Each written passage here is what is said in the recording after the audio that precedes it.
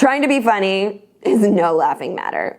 Trying to be funny, especially in presentations, can undermine your authenticity and even worse, your authority, and can go terribly, terribly wrong. If you have ever wished you were funnier or more quickly witted, let me put those laments to rest. You have something better. You have storytelling.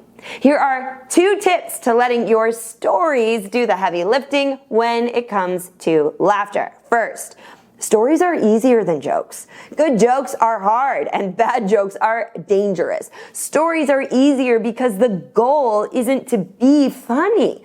The goal is to be familiar. It is through the familiar that the funny emerges. If you're trying to work more humor into a presentation, instead of telling jokes, even funny stories, focus on telling a familiar story. Tell the story of a situation they've likely encountered and include details that are uniquely tailored to their likely reality. The more familiar you can be, the funnier it becomes, whether you're a funny person or not. If the story rings true for the audience in a funny way, the audience will chuckle. And that kind of laughter carries more weight. When they're not laughing at you or your material, but instead they're laughing about something within themselves, which makes the enjoyment more meaningful. Second tip, don't try to be funny.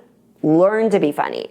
Jerry Seinfeld and countless other comedians are meticulous about testing their material. What works? What doesn't? What really doesn't? Storytelling and humor in general, for that matter, are skills. It's a skill, not a talent, which means it can be developed over time. So set goals for yourself to tell a story several times a week.